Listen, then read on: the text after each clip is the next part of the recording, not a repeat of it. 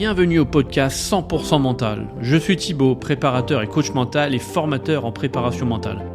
À chaque épisode, on va traiter un thème, un sujet ou un outil qui va vous permettre de transformer votre mental en allié sportif et être performant en toutes circonstances. Merci de votre écoute, allons-y.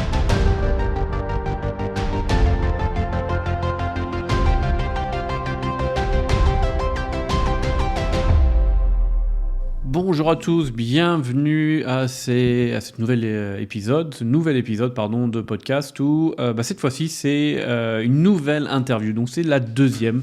Et cette fois-ci j'ai eu le plaisir d'avoir un étudiant mais également un sportif de haut niveau en volley, c'est Louis de Jésus.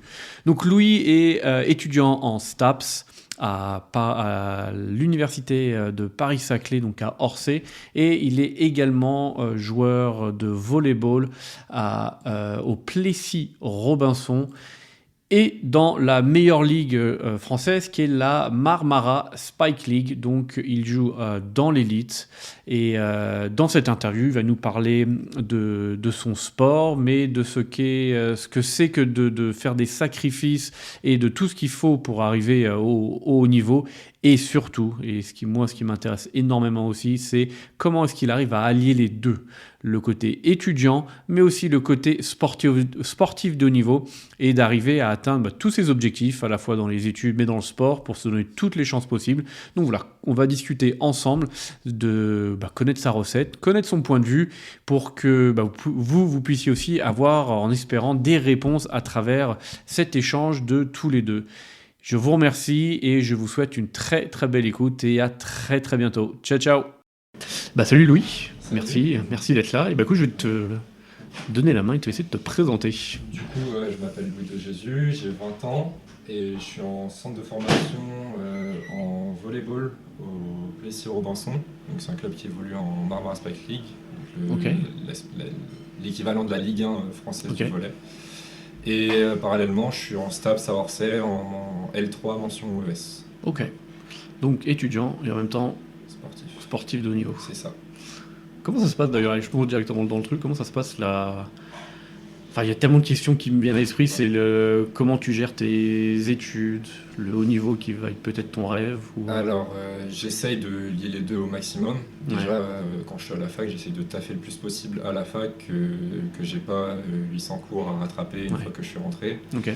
Pareil, tous les cours auxquels je peux aller, j'y vais, que ce soit CM ou TD, même si grâce au statut de la fac, on a la possibilité d'adapter notre emploi du temps et de rater des cours. Okay. Donc c'est quand même arrangeant, surtout quand je suis appelé avec la pro, qui a des entraînements plus tôt. Okay. Mais sinon, j'ai la chance d'avoir un centre de formation qui s'entraîne le soir, de 20h, 22h ou 20h30, 22h30, dans ces horaires-là, quoi.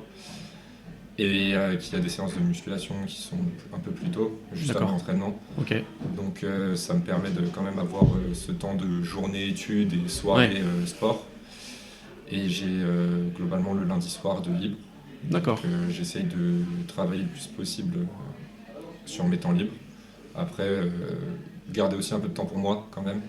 Mm-hmm. Et donc j'ai pris un peu de retard aussi, voilà, parce que j'ai été pas mal appelé sur le début d'année. Okay. Donc, c'est rattrapable, mais il va falloir se remettre dedans là avec la rentrée. Donc, voilà. Et ce qui est cool, c'est que tu as la journée pour les cours, comme tu as les entraînements le soir. C'est ça. Par contre, ça veut dire que tu es potentiellement plus fatigué. C'est ça. Tu te couches plus tard. Mes journées, on va dire que si je commence à 8h à la fac, je pars de chez moi j'habite pas trop loin, mais je pars de chez moi vers 7h15. Ok. Histoire d'avoir un peu de marche parce que ça a tendance à boucher. Et puis les cours, si ça finit vers 15h, ça c'est une grosse journée. Je rentre chez moi tranquillement, je me pose un peu, je grignote un petit peu avant l'entraînement. Si j'ai du taf, c'est à ce moment-là que je le fais. Ouais.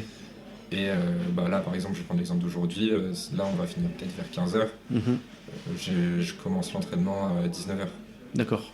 Donc j'ai un peu le temps. Après, là, j'ai mon stage aujourd'hui, c'est particulier. Enfin non, j'ai entraînement à 16h avec les pros.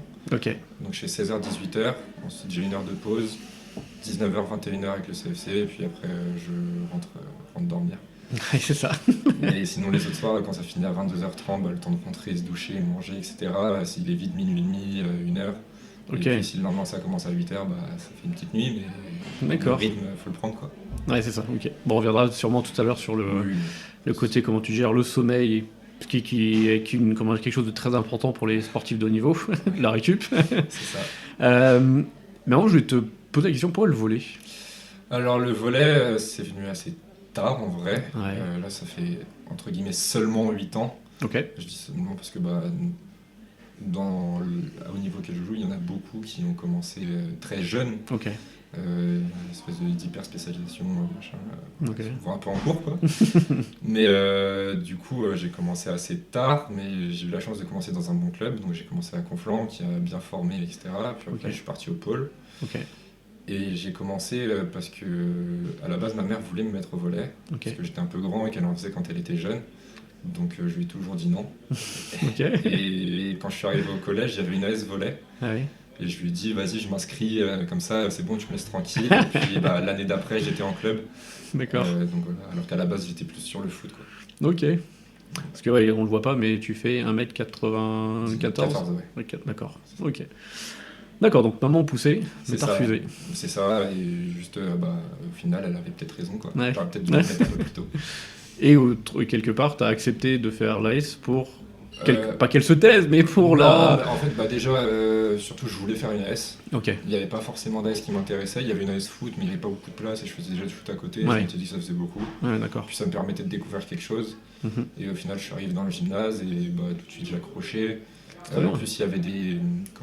j'étais en 6ème, donc il y avait des 3ème qui étaient eux inscrits au club, qui étaient à côté. Ouais. Et aller voir jouer, en fait, tu te dis, c'est peut-être pas mal finalement. Donc j'ai été essayé en club à la fin de cette année-là. Ouais. Je me suis pris un peu tard, donc je ne pouvais pas commencer la saison en cours, mais l'année d'après, directement, j'ai signé. J'ai pris une licence et je me suis inscrit, quoi. D'accord. Alors pourquoi qu'est-ce qui te plaît dans le volley ? Parce que tu es passé du foot au volley. C'est ça. Qu'est-ce qui t'a permis de changer ? Faire la transition, je dirais plutôt déjà le sport. J'ai préféré le sport en lui-même. Donc ça, après, c'est chacun ses goûts, mais je trouve que l'ambiance dans le vestiaire était beaucoup plus pas détente, mais beaucoup plus cool au volley. On était plus dans... Comme c'est un sport, on ne peut pas être tout seul. En fait, tu es obligé de t'entendre avec tes coéquipiers. Et puis en plus, moi, c'est devenu vraiment des potes. On se voit encore aujourd'hui, même si je suis plus dans le club. On se parle, on est en contact. Et on a partagé beaucoup de choses ensemble, du coup, du fait de... j'ai comme passé peut-être 5 ans en club. Ok. Donc, après, il y avait les années Covid, mais on s'est quand même entraîné. Donc c'est vraiment pas une famille, mais presque, quoi. Okay. On était vraiment soudés. Et donc c'était cool, quoi. Ok, donc c'est ça qui t'a fait... Ça m'a fait basculer ouais. Déjà tout de suite j'arrive, on me met tout de suite dans le groupe, il n'y a pas eu de « il est nouveau, il est moins bon », etc. Donc déjà ça j'ai accroché. Le coach ne m'a pas traité différemment des autres. Donc forcément tout de suite tu te mets dans le truc, et puis même le sport me plaisait, donc j'avais envie. Et donc c'était vraiment bien, quoi. Et tu penses que cette différence est une spécificité du sport ou du club dans lequel tu étais ? Je pense que le club a beaucoup joué, parce que je peux voir que dans d'autres clubs ça se fait pas forcément pareil, mais que le sport aussi pousse à ça, parce que c'est pas comme au foot ou au basket, on peut prendre la balle et aller marquer tout seul, quoi. On est obligé de jouer en équipe, c'est le sport collectif par excellence, quoi. À part le service, il n'y a pas d'action individuelle, enfin de construction individuelle, donc je pense que ça peut venir de là aussi. Obligé d'aller vers les autres. Ah, c'est marrant, pas mal ça. C'est quoi ton tout premier souvenir de volley ? Mon tout premier souvenir, alors c'est une défaite. Ok, commence bien. Non, mais j'en garde pas un mauvais souvenir, parce que c'est donc sur ma première vraie saison, là, comme je t'ai dit, j'ai fait un essai, mais je pouvais pas m'engager tout de suite. Donc sur ma première vraie saison, on est engagé en Coupe de France jeune. M15 si je dis pas de bêtises, et on va jusqu'au 6e tour. Donc c'était un tour avant les phases finales ou deux, donc avant la grosse phase du tournoi, et on reçoit les équipes à domicile, et à ce moment-là on joue Niort et Mézières. Et Niort, il y a vraiment un gros joueur qui joue aujourd'hui en Pro A à la passe à Nantes, c'est Anatole Chabressan. Et donc on joue lui, et tout le monde me vend comme... Moi je connaissais personne, j'arrive et qui depuis jeune déjà il était très fort, et donc on me le vend comme le joueur à abattre, etc. Ouais. Enfin, à battre, mais... Et on perd quand même le match, mais c'était serré jusqu'à la fin et tout. Et puis juste cette sensation de compétition, vraiment, d'adrénaline, d'enjeu, etc. Même si la défaite, forcément, elle fait mal. Ouais. J'ai vraiment, c'est un bon souvenir malgré la défaite, quoi. Même si c'était un peu... Donc tu peux dire que malgré la défaite, t'as pris du plaisir dans cette défaite-là? Ouais, parce que c'est pas une défaite où on avait le sentiment de rien pouvoir faire ou d'être démuni complet. Ouais. C'est pas une défaite où en mode on a donné le match, quoi. Okay. On a fait ce qu'on pouvait, on a tout vraiment, je pense, à ce moment-là, tous fait ce qu'on pouvait, et c'était vraiment agréable. Enfin, agréable. Je vois ce que tu veux dire, ouais. Une défaite n'est jamais agréable. C'est ça, mais d'accord. Dans ce contexte-là, là aujourd'hui, peut-être si tu m'en parles 2 jours après le match, je t'envoie chier, mais là aujourd'hui, j'en garde un peu souvenir. Top, cool. Et qu'est-ce qui t'a permis, ou quels ont été les indicateurs qui t'ont dit tiens, je vais faire du haut niveau au volley, c'est quoi? Alors, au volley, on a un système qui, je pense qu'il y a ça dans beaucoup de sports, mais en gros, on a des stages départementaux, régionaux. Ouais. Et donc au début, les stages départementaux, où après il y a une compétition, je crois que c'est le tournoi des potentiels, ça s'appelle. Okay. Où en Ile-de-France, tous les départements s'affrontent. Okay. Et après, en régionaux, on a une compétition qui c'est les Volleyades, où toutes les régions s'affrontent. Donc ça, c'est la plus grosse compétition en M15. Okay. Je les ai pas faites. J'ai fait peut-être, si j'ai fait une fois, c'était un tournoi des potentiels, mais j'ai jamais fait de Volleyade. Okay. Et par contre, j'ai fait des stages régionaux, et sur ces stages régionaux, tu te frottes entre guillemets aux gros joueurs de ta génération qui sont tous là, etc. Et puis ça m'a plu. Ça se condense sur une semaine assez intensive niveau volley. Donc tu fais beaucoup d'entraînement.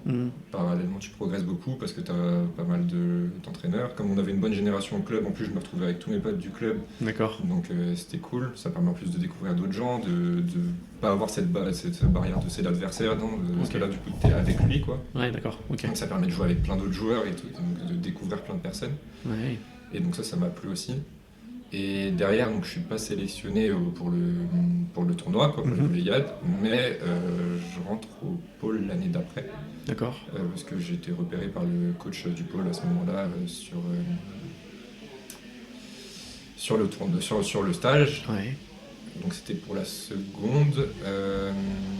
Non, pardon. Sur la seconde, je ne rentre pas. Okay. Mais sur la première, j'y rentre. D'accord.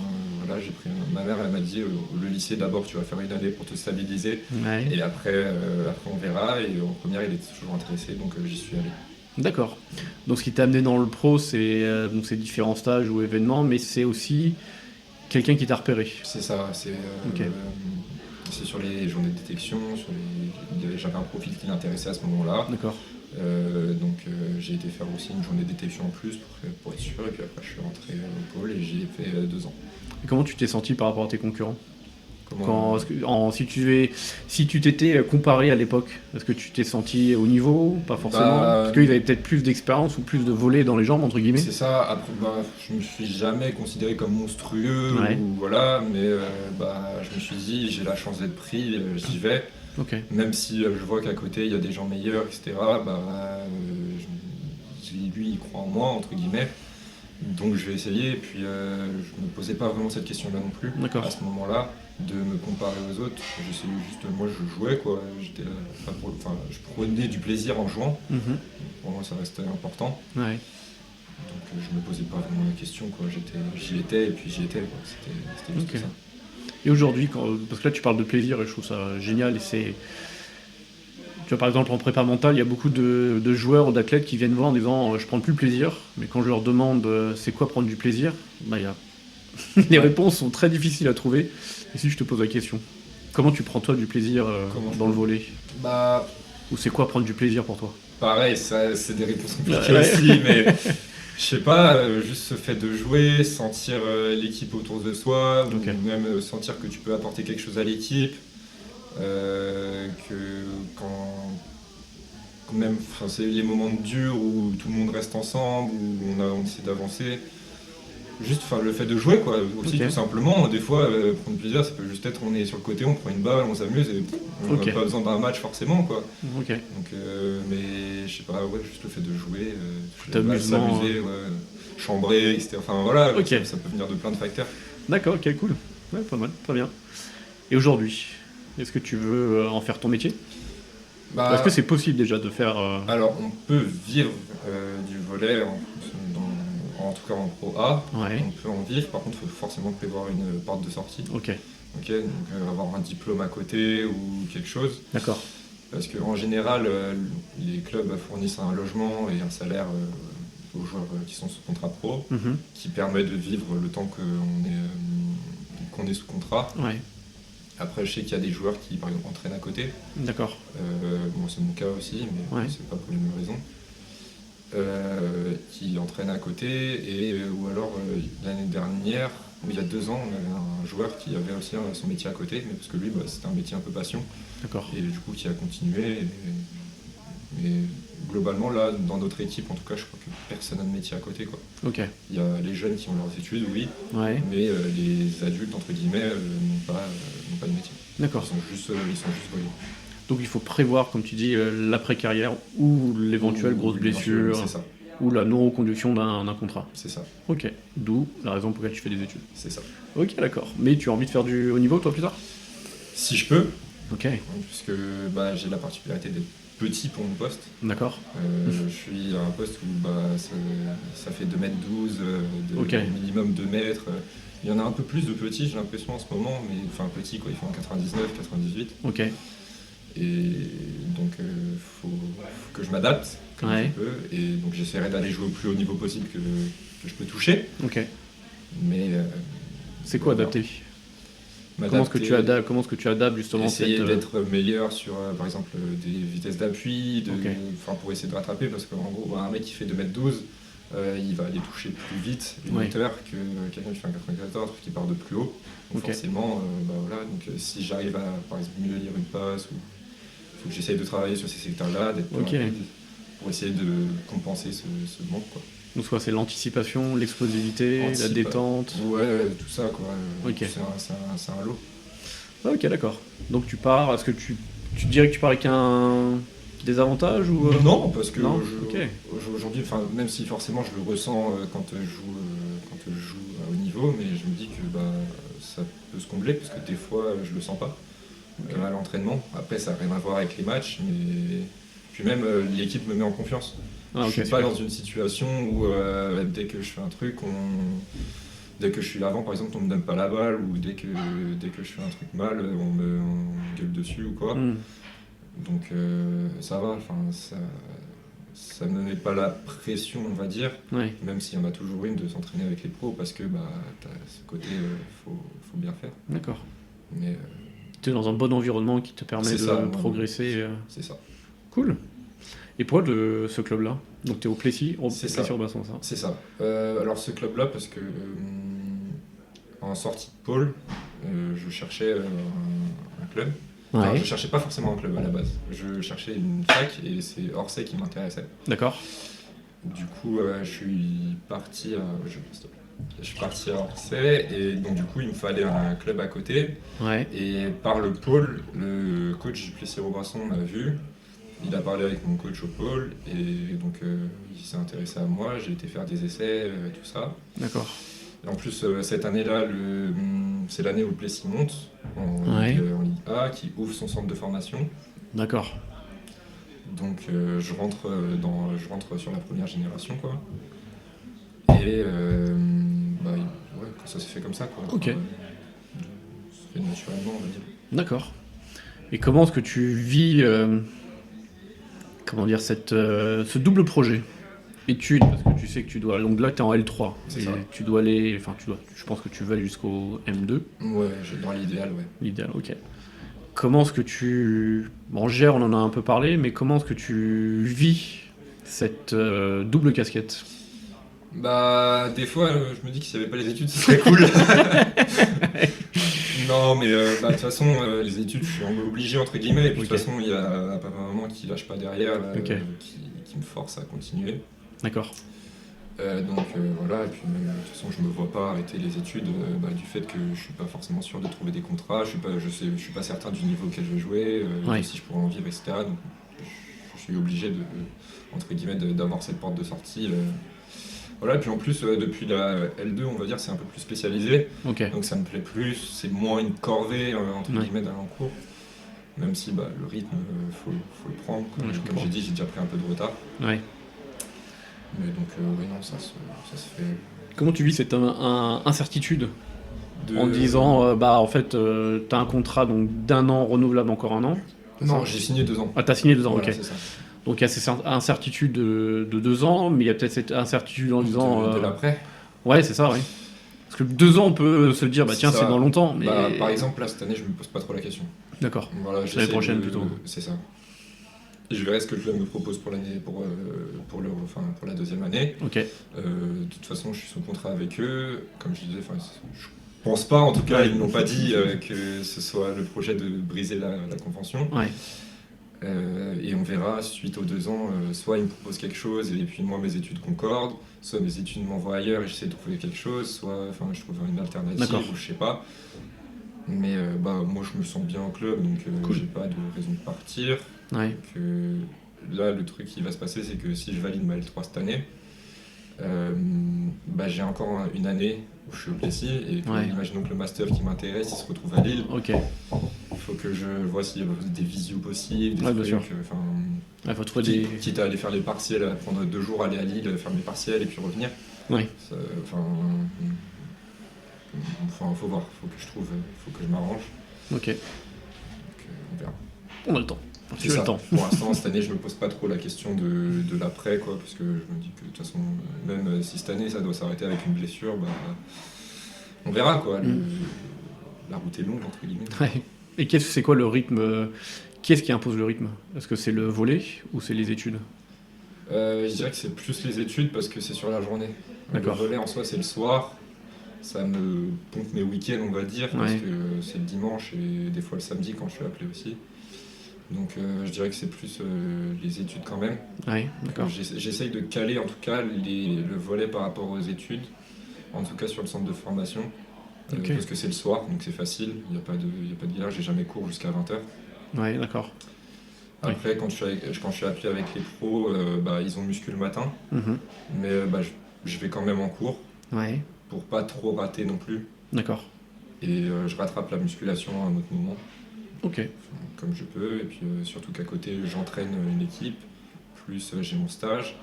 Donc ça fait beaucoup de créneaux à placer, mais pareil, le stage c'est dans le contexte des études, donc je le compte là-dedans. D'accord. Et j'ai un accord avec mon maître de stage pour pouvoir m'absenter de temps en temps. Okay. J'essaie d'y aller au plus possible quand même. Voilà. Donc en fait, ce qui permet tout ça, c'est d'en parler et que chacun, de trouver des solutions ensemble. C'est-à-dire que le club accepte que tu fasses des études, les études acceptent qu'il y a des moments où tu vas devoir t'entraîner ou aller jouer, ton stage, et c'est la même chose, etc. À chaque fois que je m'engage quelque part, par exemple, même il y a 2 ans, j'avais pris un boulot étudiant. Oui. Je les ai prévenus que tel moment, c'était possible que je sois pas là. Ils m'ont dit ok, tu vois, et puis ils me prennent quand même, en sachant ça. Donc il y a pas de, je leur fais pas en douce. Oui, bien sûr. Donc tu les préviens au tout début. Ouais, je préviens au tout début. Temps. Okay. Peu importe, je leur dis que même quand j'essaie de prévoir des trucs, je regarde mon emploi du temps, volet et cours. Et si j'ai un truc, tant pis quoi. D'accord.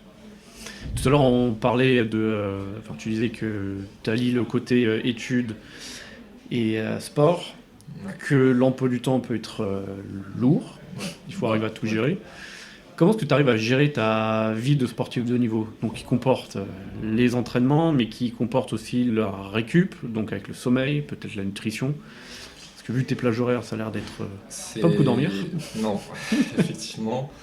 Puis les journées où j'ai cours l'après-midi, c'est un peu compliqué de caler une sieste. Ouais. Mais j'essaye, je le fais pas forcément, et puis là, je le dis, mais en vrai, je suis plus proche du je dors moins que du j'essaye, quoi. Mais en tout cas, je devrais essayer de dormir le plus tôt possible. Ok. Et ce que des fois, je traîne un petit peu la patte, mais je finis toujours par aller me coucher à des horaires raisonnables, on va dire. Ouais, d'accord.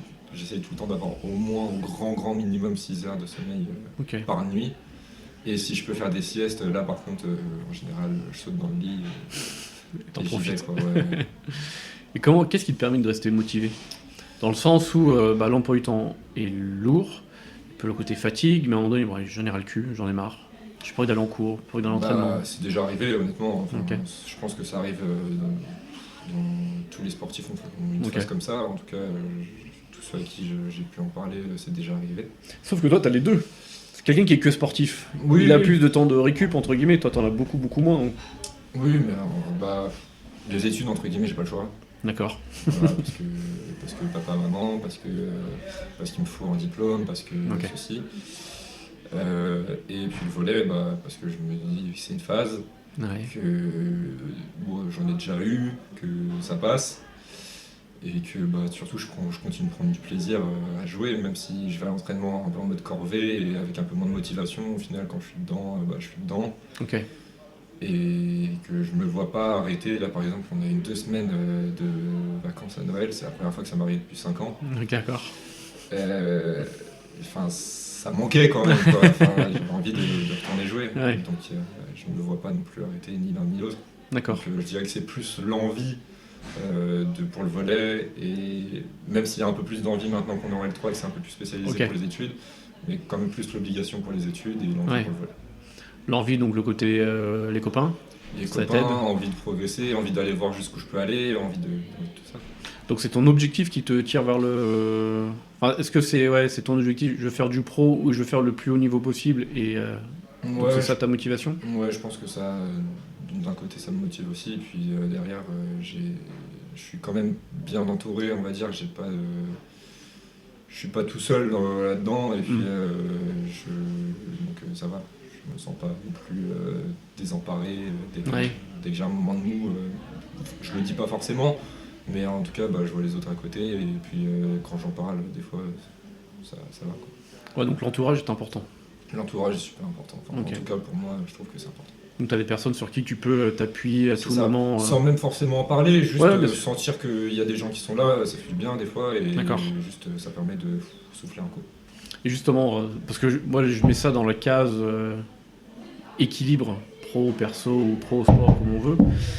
C'est quoi ton équilibre ? Donc il y a les proches. Il y a les proches, j'ai une copine aussi, donc j'essaie de trouver du temps pour un peu tout le monde. C'est compliqué des fois, il y a forcément des choix à faire, quoi. C'est sûr, pareil, il y a forcément les études qui sont prioritaires, on va dire, sur le loisir. Mais j'essaie toujours de voir des gens dans la semaine, par exemple de voir ma copine, dès que j'ai un moment libre, je vais chez elle, elle vient chez moi, on alterne, quoi. Je suis pas forcément cloîtré chez moi, voilà. Et tu sens que tu as besoin de ça, de sortir un peu études, sport. Fois, ça fait du bien de sortir un peu, quoi. Juste de voir autre chose, même de faire un peu la fête aussi, des fois ça fait du bien. Ouais, c'est ça l'équilibre quelque part. C'est ça, en fait il y a un équilibre à trouver, il faut pas non plus faire la fête tous les soirs, et voilà, mais de temps en temps décompresser un petit coup, ça fait pas mal, quoi. C'est quoi le côté aussi équilibre, j'allais dire corps-esprit, mais physique et mental ? Ouais, c'est ça. Okay. Parce que la charge mentale quand même elle est assez élevée, parce qu'on me demande une exigence au niveau du sport, on me demande une exigence au niveau des études. Donc forcément, si tu es tout le temps carré partout, à un moment tu vas craquer, quoi. Okay. Donc décompresser un petit peu, ça fait du bien, voir des gens, juste faire un repas entre potes, quoi. Ça peut être juste ça, il faut pas forcément se coucher à 6h du matin, mais juste passer un moment entre potes et ça le fait, quoi. D'accord. C'est quoi cette exigence ? C'est quoi ? C'est l'obligation de résultat ? Pas forcément, parce qu'on est sur une filière, en tout cas en volley, on est sur de la formation. Donc oui, il faut du résultat, parce qu'on est compétiteur, on veut gagner, et que de toute façon on veut progresser. Donc si on n'a pas de résultat ou pas de meilleur résultat qu'avant, c'est qu'on n'a pas progressé. D'accord. Entre guillemets, je le vois comme ça. Mais c'est l'exigence du haut niveau, quoi, la rigueur sur les petits gestes, les gestes techniques, même juste la ponctualité, par exemple, un truc tout con, mais on n'est plus en loisir, quoi. On peut pas venir 10 minutes en retard ou 5 minutes avant le début de l'entraînement. Il faut essayer d'arriver un peu plus en avance, histoire de s'échauffer un petit peu, etc. Même si on veut discuter de tout et de rien, on peut venir en avance. Il y a tout le temps un mec qui est une demi-heure en avance. D'accord. Et puis c'est une rigueur à l'entraînement et en dehors. Donc c'est ça l'exigence, c'est qu'il y a une exigence vis-à-vis des coachs vis-à-vis de toi-même, et toi en tant que... Moi, vis-à-vis de toi-même aussi. J'aime pas rater, entre guillemets, je sais que ça arrive, mais c'est frustrant, quoi. Surtout, des fois, ça arrive d'être bien dans un secteur, puis le lendemain, on n'arrive plus à faire ce qu'on faisait la veille, et c'est frustrant. C'est quoi, ton avis, pour toi, la différence entre le volet loisir et le volet haut niveau? Ouais. En termes de... Tu vois, s'il y avait... je sais pas moi, autour de nous, il y avait des gamins qui avaient 7, 8, 9, 10 ans et qui disaient je veux faire du pro, qu'est-ce que je devrais faire? C'est compliqué de... moi, étant donné que j'ai pas vécu cette phase-là, de me dire à ce moment-là, je pensais comme ça et ça a marché pour moi. Mais je pense que de toute façon, il faut jouer, faire confiance à ses éducateurs si ça marche, quoi. Par exemple, dans le club où j'étais, je sais qu'on peut filer des gamins les yeux fermés. D'accord. Et que ça va progresser. Après, ils sont pas tous au niveau. Forcément, il y en a peut-être un ou deux qui vont ressortir du lot, mais qui n'iront peut-être pas jouer jusqu'en pro. Oui. Après, ça dépend de soi-même aussi, mais je trouve que de toute façon, la rigueur, elle vient tout seul, et puis si on prend goût à la compétition, cette envie du haut niveau, elle vient avec, quoi. D'accord. Moi, c'est comme ça que je pense que je l'avoir vécu, c'est voir la compétition, avoir envie de faire des gros événements, et qui m'a poussé à aller les chercher, quoi. D'accord. À essayer d'aller les chercher, entre guillemets. Ouais, donc il y a cet objectif, cette quête d'aller le plus haut possible, aller chercher des fiertés, des victoires. C'est ça. Ok. Je pense. Surtout, il y a certains âges où il y a peut-être un besoin de reconnaissance aussi quelque part. Ok, intéressant. Donc, je sais pas. Reconnaissance vis-à-vis de qui? Vis-à-vis des parents, par exemple, même de tous. Quand je suis rentré au pôle, par exemple, dire voilà, c'est pour ça que je veux rentrer. Et puis, surtout que les parents fassent confiance aux jeunes qui s'engagent, quoi. Ouais. Ok, cool. Est-ce que tu trouves que ton niveau d'exigence a évolué depuis que soit tu es CDF, soit pro? Je suis pas sûr qu'il ait évolué. Après, il a évolué dans le sens où je pense que aujourd'hui je suis capable de faire plus de choses que ce que j'étais capable il y a peut-être 3 ans, 4 ans. Donc forcément, j'attends plus de moi, mais j'attends plus en fonction de mes capacités. Et je pense toujours avoir été comme ça, essayer de ne pas descendre en dessous d'un seuil personnel, on va dire. Ok. Donc oui, ce seuil a été repoussé. Ouais. Mais je me trouve pas plus exigeant avec moi-même qu'avant. D'accord. Après, c'est difficile là de se Ouais. rendre compte. À la fin de ta carrière. Quand tu feras la rétrospective de tout ça. Ok. Très bien.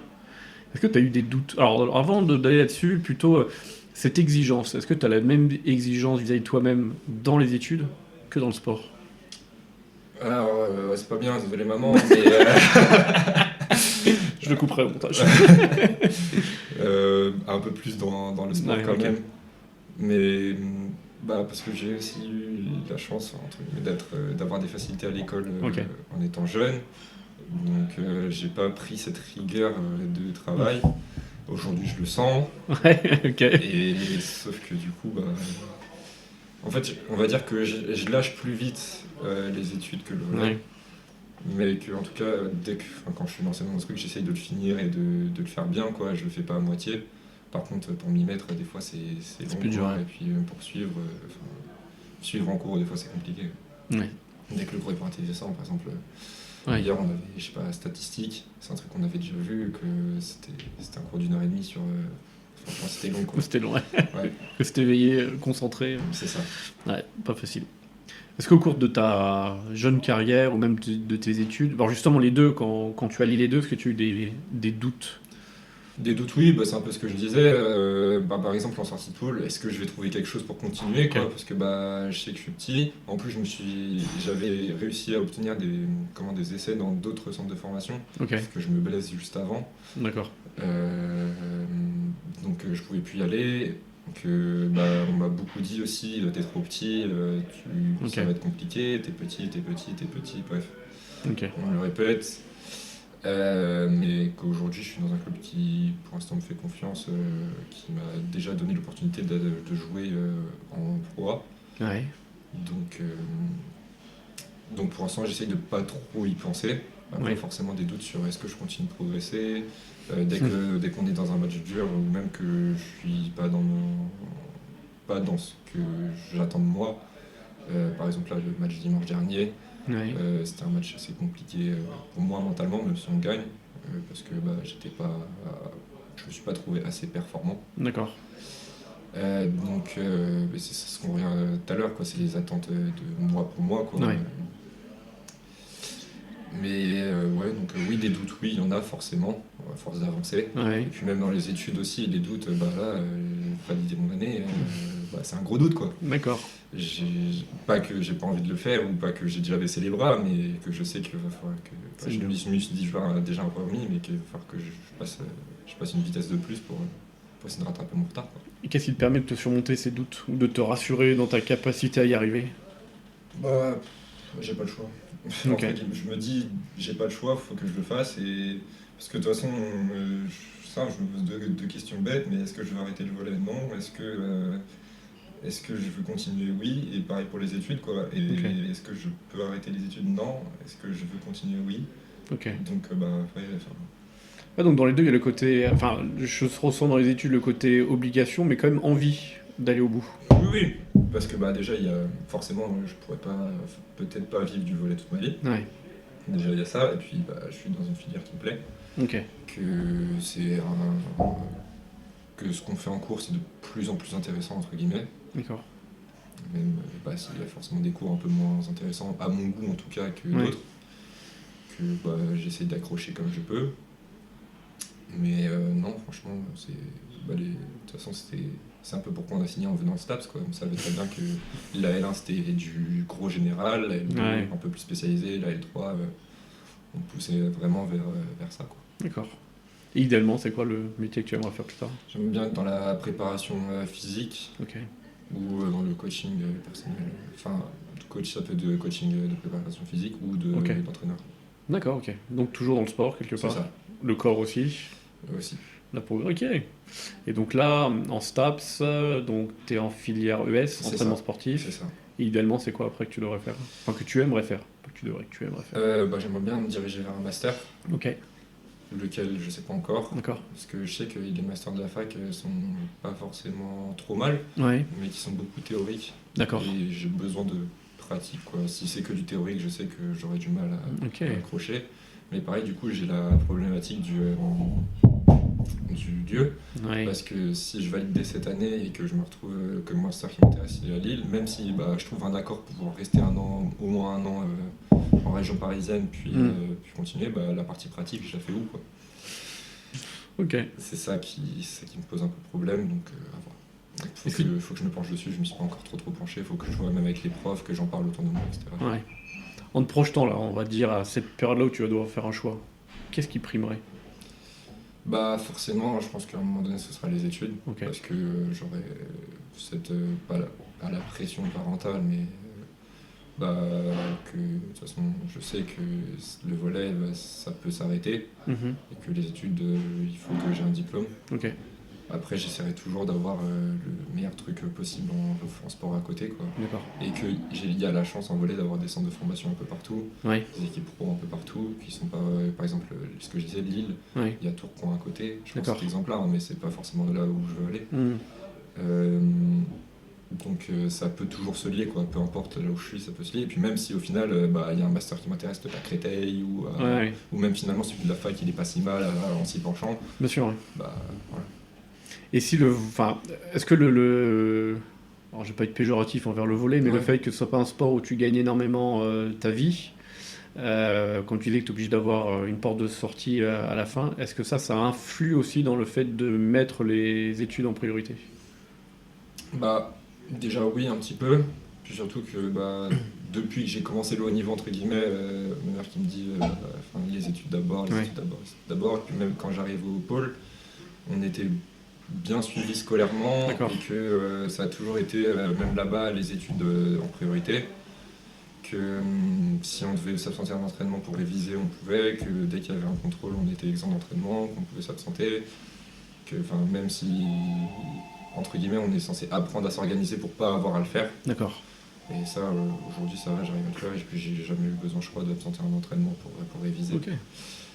Mais puis même quand j'arrive au Plessis, on me dit que le jour où j'ai besoin de m'absenter pour un entraînement pour réviser, etc., il n'y a pas de souci. Mais donc voilà, quoi, je suis assez, pas serein, mais je sais que le jour où j'ai besoin pour les études, c'est excusé, quoi. Ok. C'est le club aussi qui permet ça, donc c'est un bon club qui permet ça. Ok. Je pense que ça doit être un peu partout, enfin j'espère en tout cas que c'est un peu partout pareil.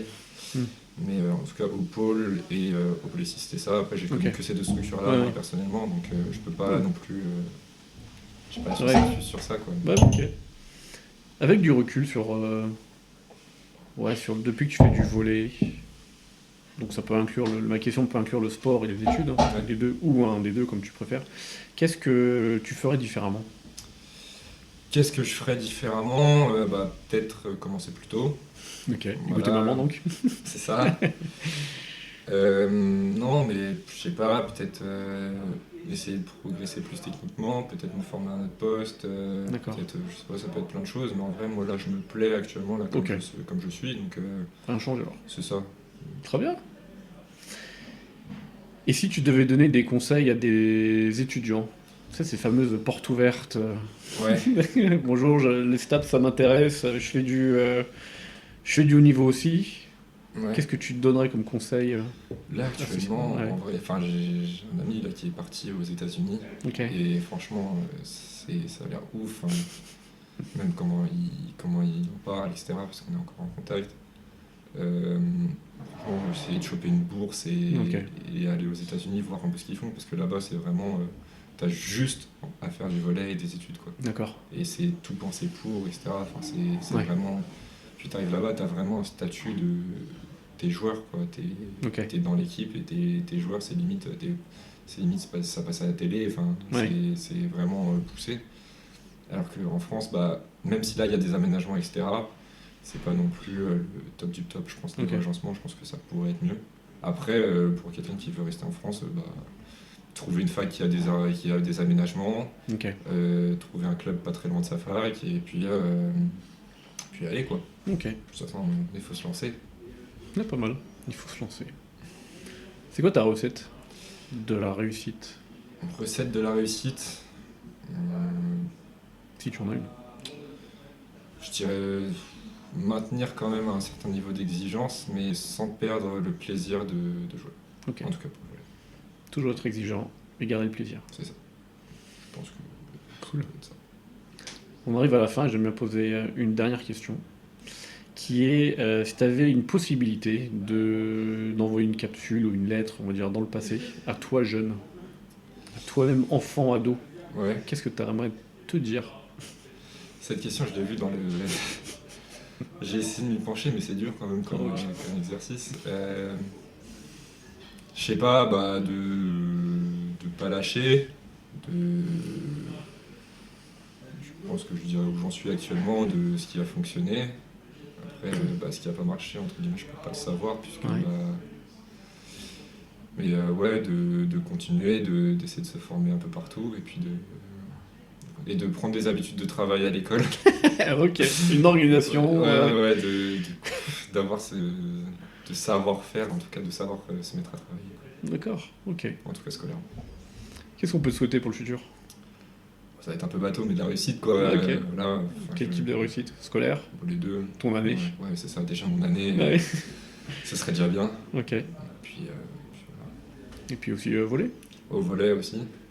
Là, comme je disais, j'ai encore un autre contrat. À voir comment je peux le faire évoluer ou s'il se maintient tel qu'il est. Ok. Donc, cool. Et ben un grand merci. Bah, pas de souci. Un grand merci Louis pour ce partage. Et Avec puis plaisir. c'est un réel plaisir, cool. Merci beaucoup Louis. Pas de souci.